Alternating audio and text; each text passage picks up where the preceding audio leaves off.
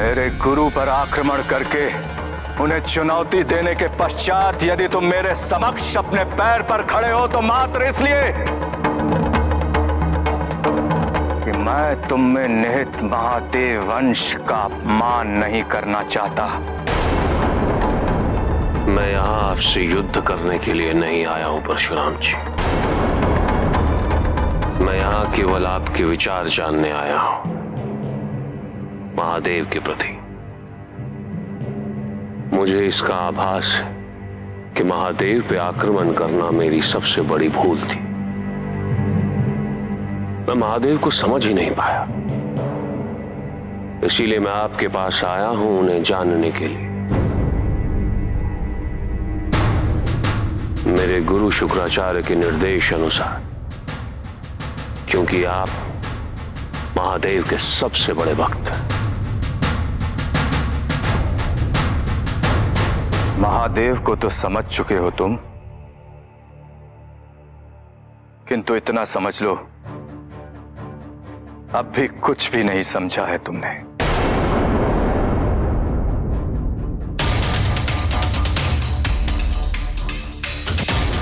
महादेव अनादि है, अनंत है।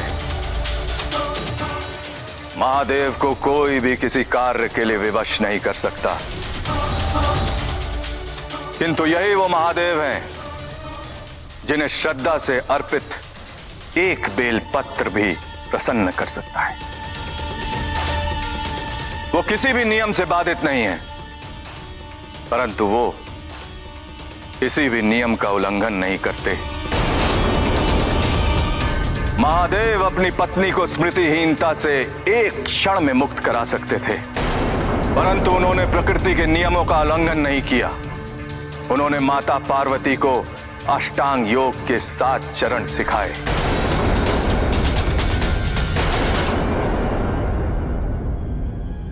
योग? हाँ, योग। महादेव के मार्गदर्शन से माता पार्वती अष्टांग योग के 7वें चरण में प्रवेश कर चुकी हैं, समाधि की अवस्था में।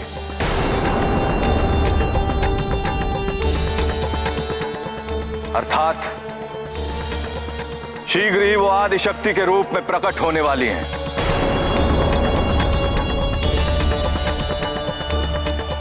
आदि शक्ति रूप का महत्व समझते हो तुम? समाधि महत्वपूर्ण है। समाधि के माध्यम से महादेव ने ज्ञान पल्लवित किया और उसमें वृद्धि की,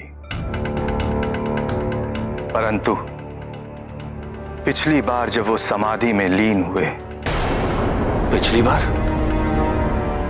अर्थात जब सती ने आत्मदाह किया था, तब उसके पश्चात महादेव कई कल्पों तक समाधि के अवस्था में लीन रहे। सती? सती कौन?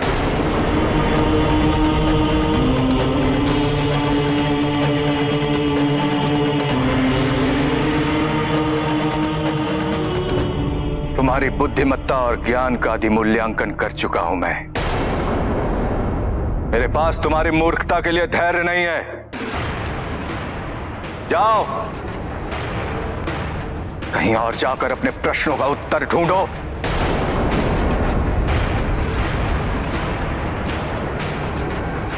कहां जाऊं? किसके पास है मेरे प्रश्नों के उत्तर?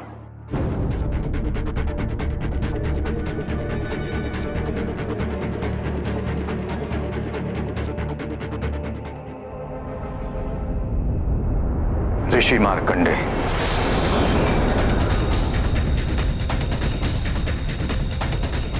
यदि युद्ध में कभी आपसे सामना हुआ तो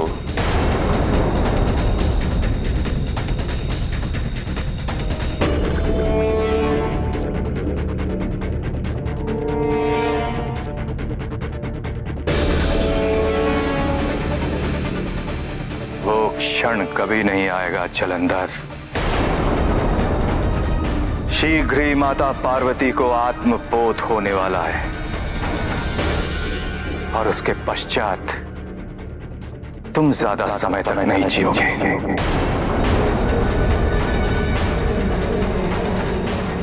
जाओ, महादेव से संबंधित जितनी जानकारी अर्जित कर सकते हो कर लो। मृत्यु के समय अपने जीवन को किसी रूप में तो सार्थक करने का सुख रहेगा तुम्हें।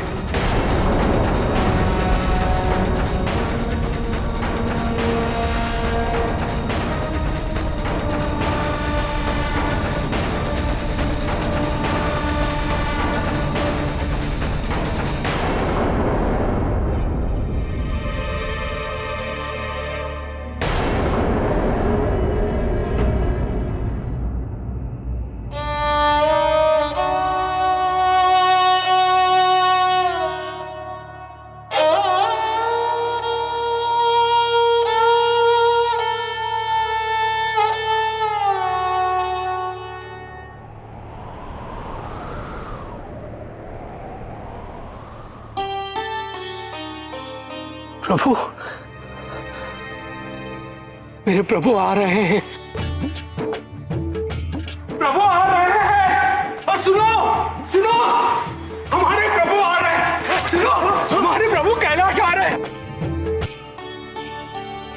चलो चलो, महादेव के आगमन हेतु कैलाश को सुव्यवस्थित करते हैं। चलो शीघ्र। किंतु तुम्हें कैसे मालूम कि प्रभु का आगमन हो रहा है? अरे मेरा रोम रोम मेरे प्रभु से जुड़ा हुआ है।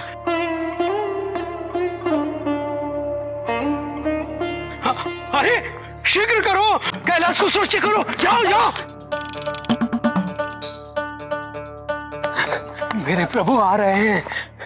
मेरे प्रभु ने इसलिए मुझे आदेश दिया था कि तुम कैलाश लौट जाओ। उन्होंने कहा था शीघ्र ही कैलाश लौटूंगा।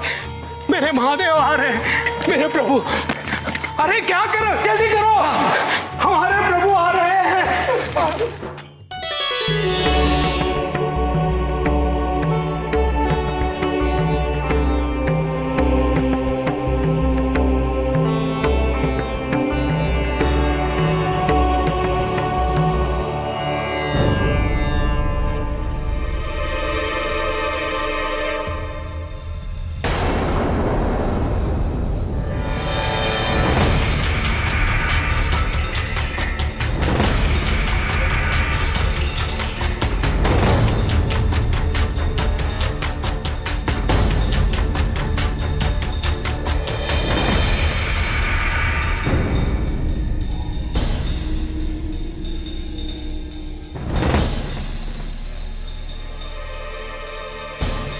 कदाचित आपने मुझे पहचाना नहीं। जलंधर,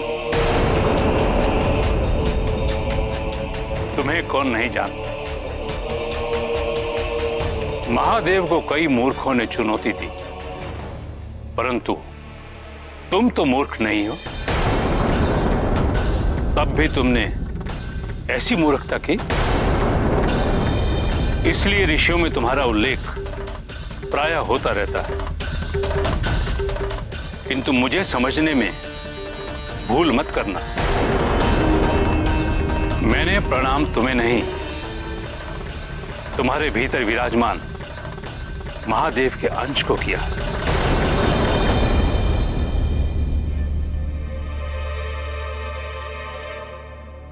मैं यहां अपमानित होने के लिए नहीं आया। मैं यहां केवल आपसे ये महादेव के विषय में और सती के अंत के विषय में जानने के लिए। तुम्हारी ये इच्छा अवश्य पूरी होगी, किंतु ये प्रसंग तुम्हें उनसे सुनना चाहिए जो इसके साक्षी थे।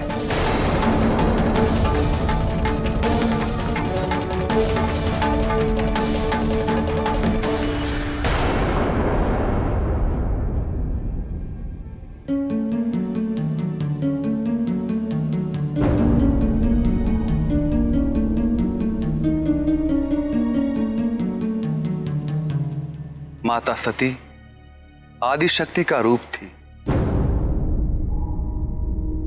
महादेव के साथ उनका विवाह हुआ था, किंतु माता सती के पिता प्रजापति दक्ष इस विवाह से प्रसन्न नहीं थे। वो केवल महादेव को अपमानित करना चाहते थे। इसी उद्देश्य को पूरा करने हेतु उन्होंने एक महायज्ञ का आयोजन किया। इस यज्ञ में सारे संसार के देवी देवताओं को आमंत्रित किया,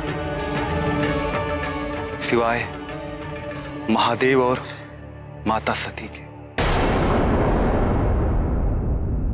माता सती को जब इस यज्ञ के विषय में ज्ञात हुआ तो प्रसन्न हो गई। माता सती को यह आभास हुआ कि पिताश्री ने अवश्य महादेव को निमंत्रण भेजा होगा,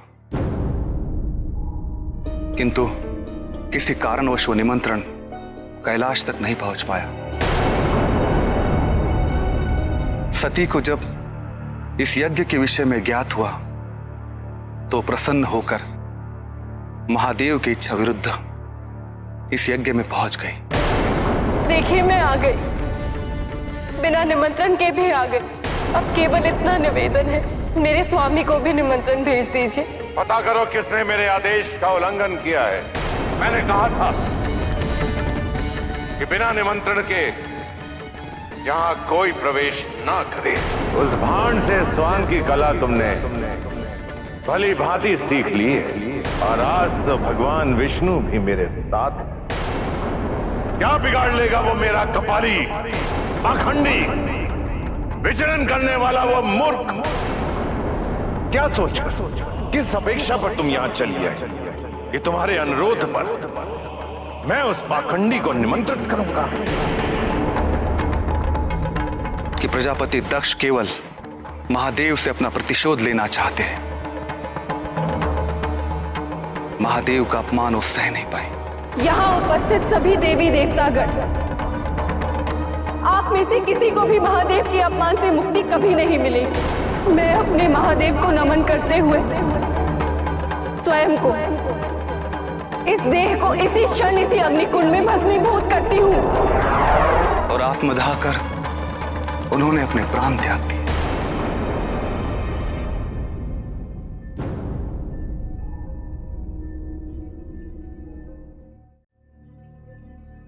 उसके पश्चात क्या हुआ?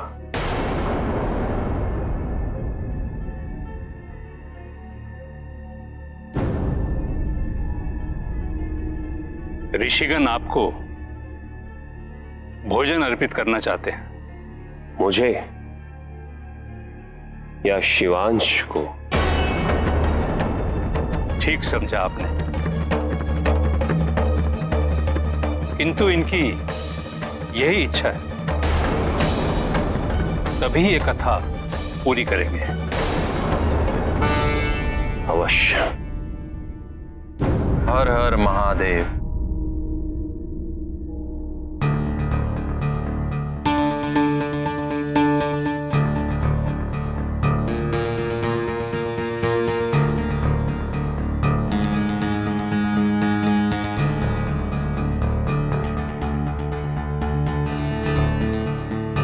सती की आत्मदाह के पश्चात क्या हुआ था?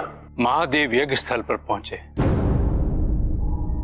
और उन्होंने माता सती के शरीर को देखा, निर्जीव।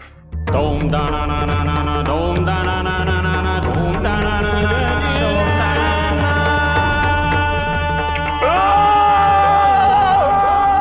महादेव सब कुछ भूल गए और समाधि में ऐसे लीन हुए कि कल्पों तक उसी स्थिति में रहे।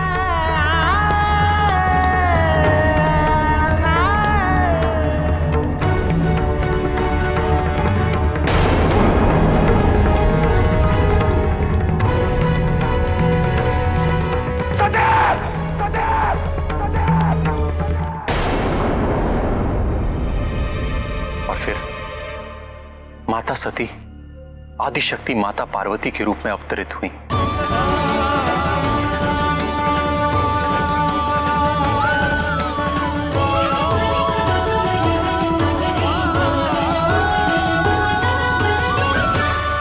और उन्होंने महादेव को समाधि की अवस्था से बाहर निकाला और इस प्रकार संसार का उद्धार किया।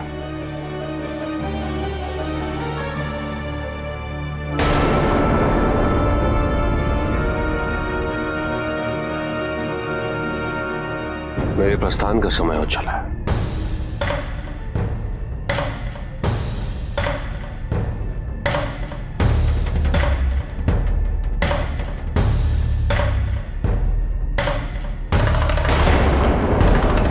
शिवांश की सेवा के अवसर से हम वंचित नहीं होना चाहते।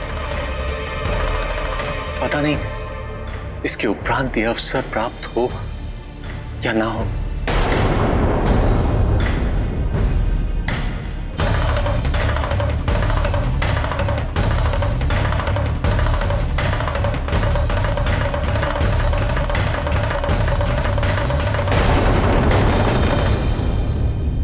कल्याण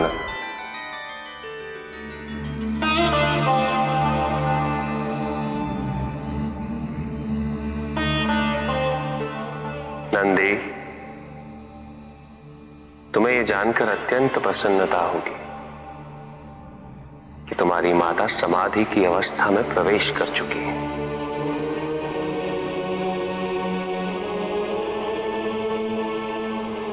और अब पार्वती का मार्गदर्शन करने हेतु मुझे भी समाधि की अवस्था में जाना पड़ेगा।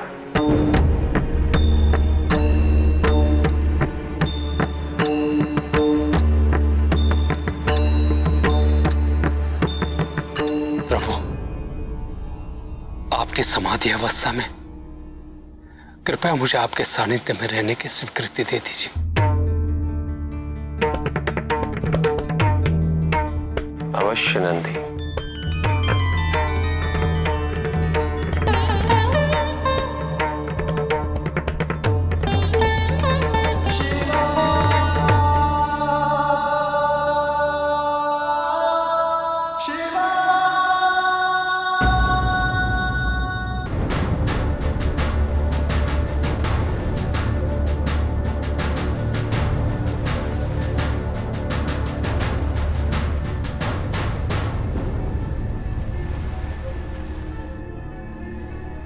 महादेव के मार्गदर्शन से माता पार्वती अष्टांग योग के 7वें चरण में प्रवेश कर चुकी हैं, समाधि की अवस्था में। अर्थात शीघ्र ही वो आदिशक्ति के रूप में प्रकट होने वाली हैं। माता सती आदिशक्ति का रूप थी और फिर माता सती आदिशक्ति माता पार्वती के रूप में अवतरित हुई।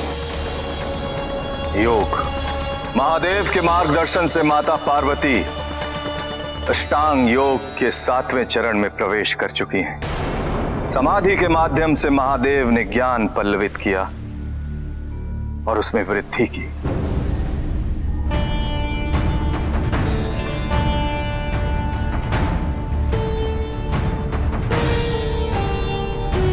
स्वामी, कैसे हैं आप?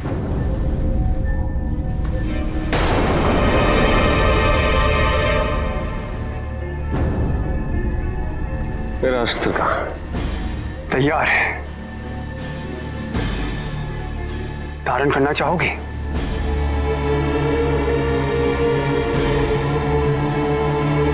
इसके पूर्व कई तैयारियां करनी है मुझे। पूर्ण रूप से जागरूक होना पड़ेगा। आत्मबोध अनिवार्य हो गया है मेरे लिए, और वो कैसे करना है मुझे उसका मार्ग भी मिल गया है, और उसके लिए आपका धन्यवाद और महादेव का भी। जल समाधि लेना मेरे लिए आवश्यक हो गया। पिछली बार जल समाधि का मुख्य उद्देश्य था अपने क्रोध को शांत करना, किंतु इस बार उसी शांत हुई अग्नि को पुनः जलाना। आत्मज्ञान प्राप्त करना है। महादेव ने कहा कि मैं उनका अंश हूं, तो जो उनमें है वो मुझ में भी अवश्य होगा।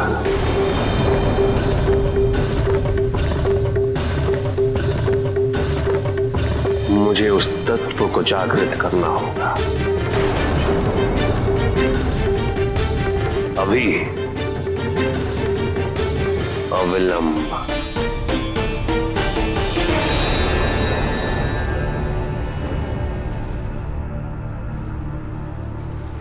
कर्क वृत्ति ही सही, इस बार कर्क मुक्त होकर दिखाएगा।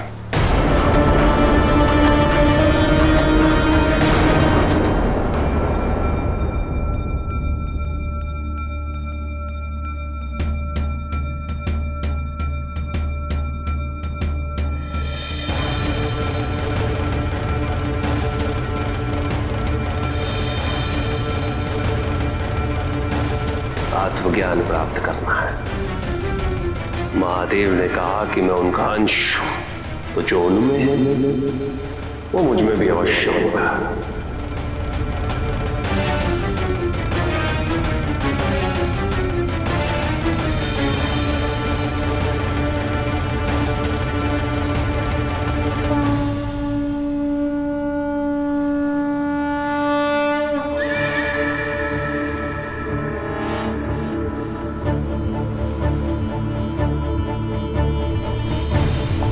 पार्वती समाधि की अवस्था में प्रवेश कर चुकी है, किंतु पार्वती को बाहरी संसार का कोई भी बोध नहीं।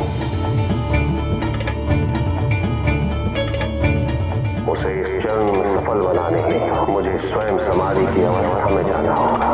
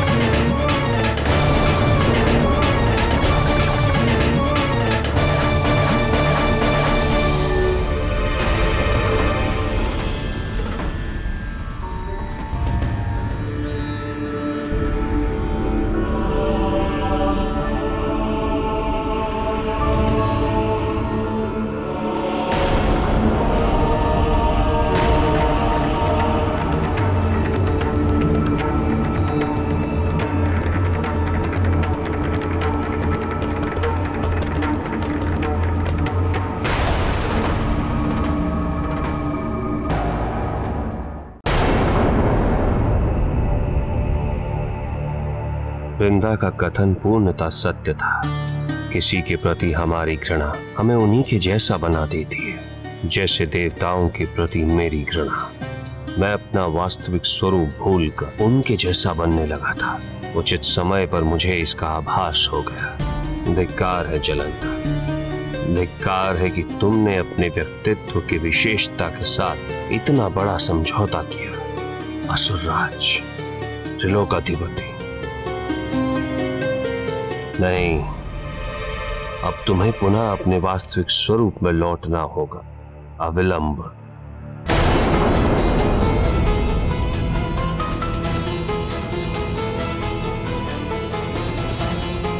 यदि अंश को पूर्ण का विकल्प बनना है तो अंश को पूर्ण का अकस्मात करना होगा।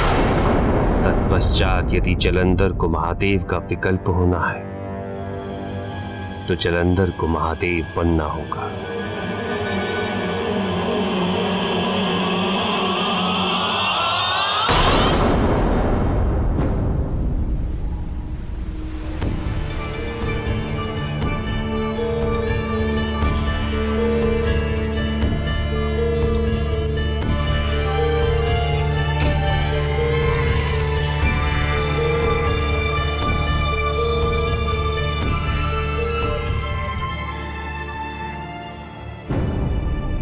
जलंधर ने अपने नेत्र खोल दिए।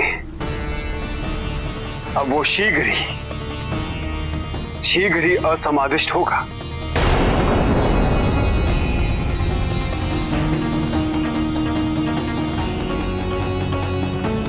जिस दिन से जलंधर ने जल समाधि ली है, तुम उसी दिन से उसकी यहां प्रतीक्षा कर रही हो। कितने दिन बीत चुके हैं, क्या तुम्हें इसका आभास भी है?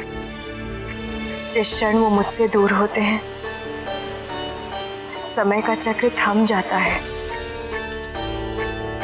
उनके वापस लौटने तक। वियोग और मिलन, इन दो क्षणों के मध्य में बीतते हुए समय का आभास कैसे होगा आचार्य? कितना भाग्यशाली है हमारा शिष्य, तुम्हारा पतिव्रता होना, अपने स्त्री धर्म को सर्वोच्च स्थान पर रखना, यही जलंधर को सुरक्षा प्रदान कर रहा है। वृंदा, क्या तुमने जलंधर को संपूर्ण रूप से सुरक्षित करने के लिए सभी विधि विधानों के अनुष्ठानों को परिपूर्ण कर लिया है? अंतिम चरण के विधान शेष है। अति उत्तम। यही वो सुरक्षा कवच है जो हमारे लिए अत्यंत महत्वपूर्ण है। तारकासुर व अन्य असुरों की तुलना में जलंधर सबसे भाग्यशाली है। बस वो यदि महादेव को अपना शत्रु नहीं मानता तो।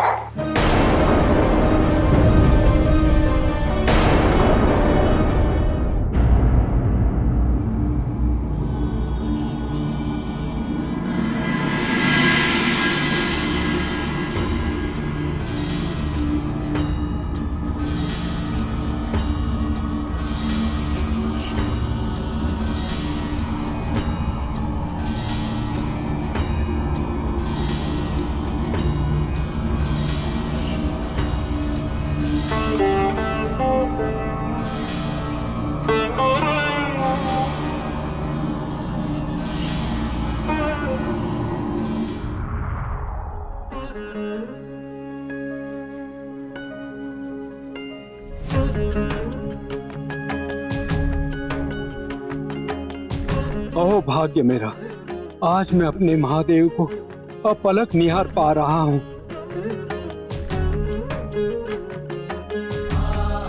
अपने नेत्रों से इस अप्रतिम सुख का रसपान करते हुए मैं संसार के हर सुख, हर संतोष से ओत-प्रोत हुए जा रहा हूँ। धन्य है आपका सत्संग प्रभु, धन्य है। कोई भी बैर, कोई भी भक्त, जो भले ही मेरी भांति वृषभ भी क्यों न हो, यदि पवित्र भक्ति से अपने नेत्रों से एक बार भी आपका दर्शन पा ले, वो भी नंदी का स्वरूप धारण कर लेता है। धन्य है आप प्रभु।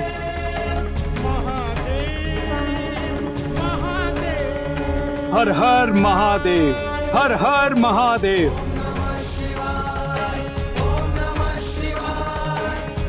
ओम नमः शिवाय।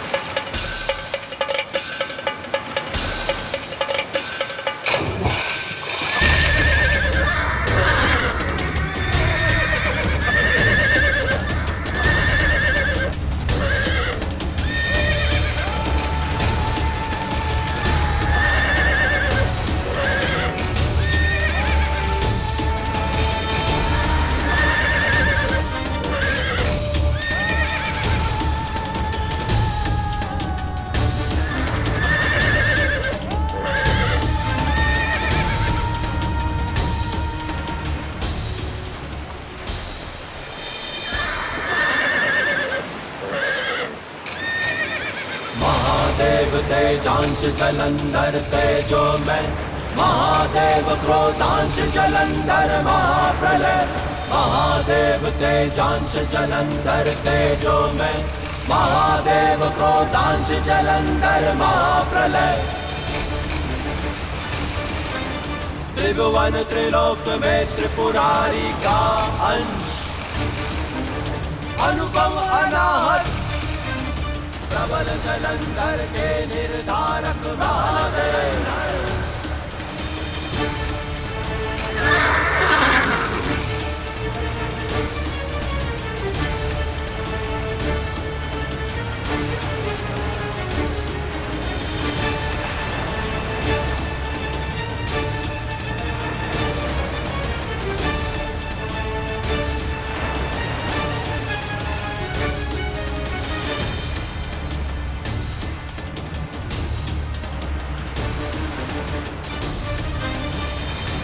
तुम पहले की तुलना में अधिक बलशाली और अभेद्य प्रतीत हो रहे हो। ये कायाकल्प संभव कैसे हुआ? महादेव की समस्त शक्तियां जिनके आप सभी गुणगान करते आए, वो सभी शक्तियां मुझ में ही संचित थी आचार्य। किसी ने मुझे इस तथ्य से अवगत कराया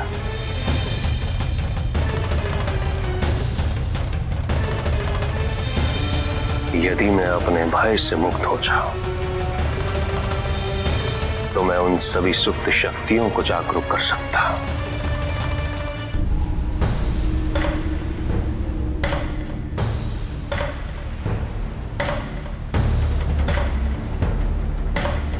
ये अनुस्मारक मुझे कभी इस तथ्य को भूलने नहीं देगा।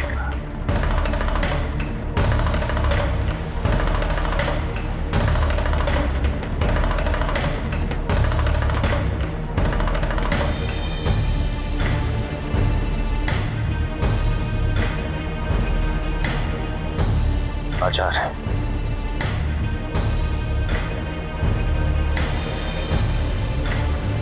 अस्त्र।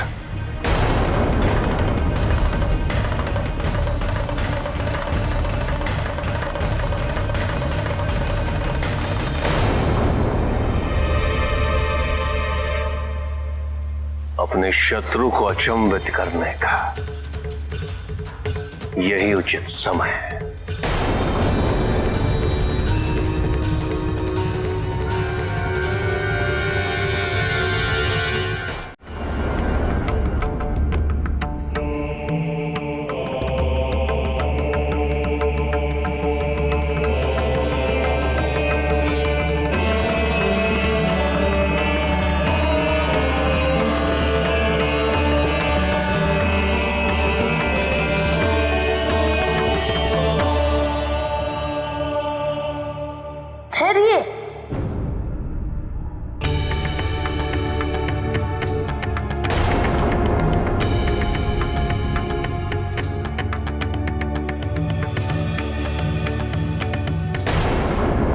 तुम दोनों ठीक तो हो?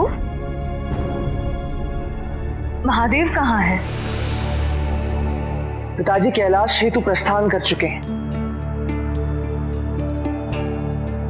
वो समाधि में लीन होकर मां का मार्गदर्शन करने वाले हैं।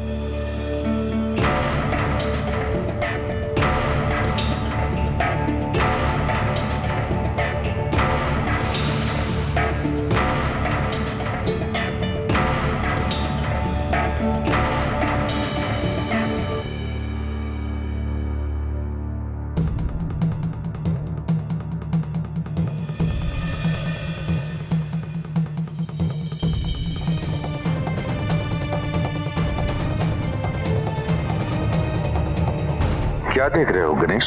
काशी से लौटते समय आपके रूप में जो व्यक्ति माँ से मिले थे वो तो दैत्य विदन निकला। बस सुनिश्चित कर रहा था कि इस बार आप ही है ना।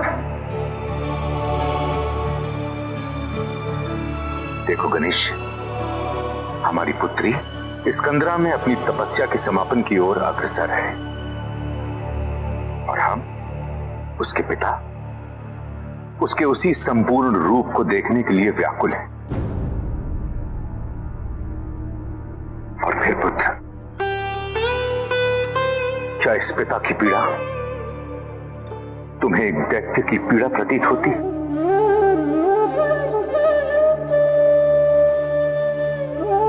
मुझे क्षमा कर दीजिए। मैं तो केवल प्रयास कर रहा था।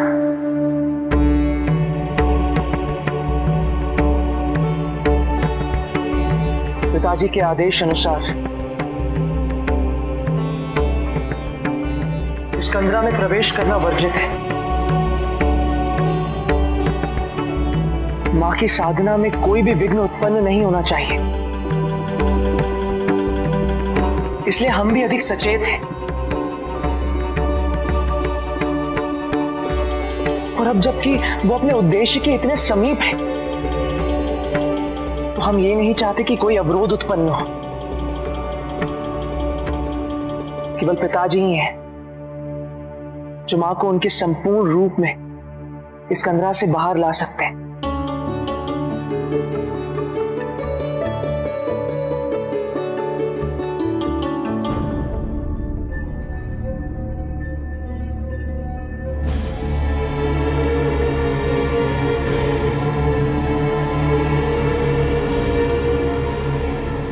हमारी बात ध्यानपूर्वक सुनो जलंधर। यह अस्त्र कोई साधारण अस्त्र नहीं है जिसका प्रयोग हाथों द्वारा किया जा सके। इसे धारण किया जाता है एक शक्ति के रूप में। अपनी इच्छा अनुसार कोई भी इस अस्त्र का संज्ञान नहीं कर सकता, किंतु ज्ञात रहे इसे मात्र एक बार प्रयोग किया जा सकता है, इसलिए इसे महादेव पर व्यर्थ करने की भूल मत करना। आप निश्चिंत रहिए आचार्य, मैं जानता हूं कि मुझे इसका प्रयोग किस पे करना है, और आपके अन्य शिष्यों के भांति मैं आपको निराश नहीं करूंगा। आपको गौरवान्वित करना ही मेरा ध्येय है। प्रक्रिया आरंभ करिए आचार्य। इस शक्ति का आवाहन करने हेतु, इसे धारण करने हेतु, इससे सशक्त होने हेतु मैं अत्यंत व्याकुल हूं। आरंभ करिए।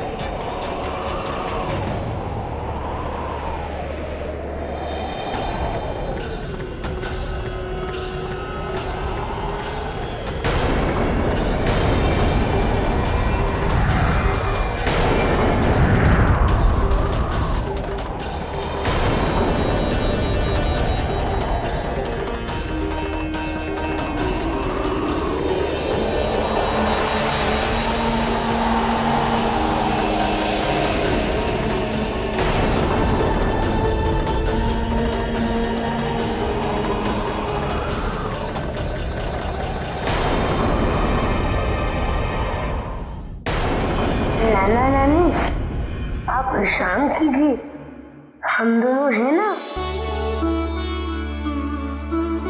जब पिताजी का आगमन होगा तो हम आपको तुरंत सूचित कर देंगे।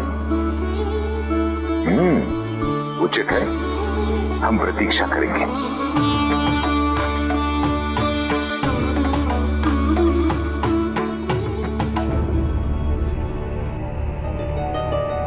महादेव पधार रहे हैं।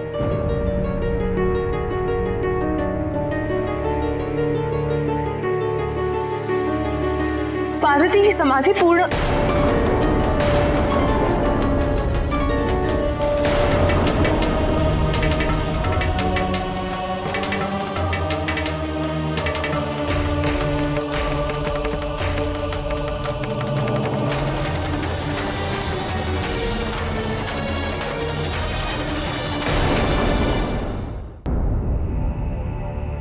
मनावती,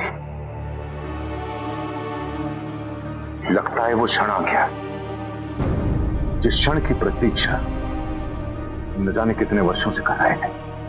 अब देखना, महादेव शीघ्र ही हमारी पुत्री को आदि शक्ति के रूप में इस कमरा से बाहर लेकर आएंगे। किंतु पिताजी इतने क्रोधित क्यों थे? उन्होंने ना तो हमसे बात की और ना ही नाना नानी से। उनके आदेश अनुसार उनके अतिरिक्त किसी का भी प्रवेश वर्जित था, और फिर वो पुनः आदि योगी के रूप में क्यों लौटे? समाधि पूर्ण होने पर तो उन्हें अपने वास्तविक रूप में आना था।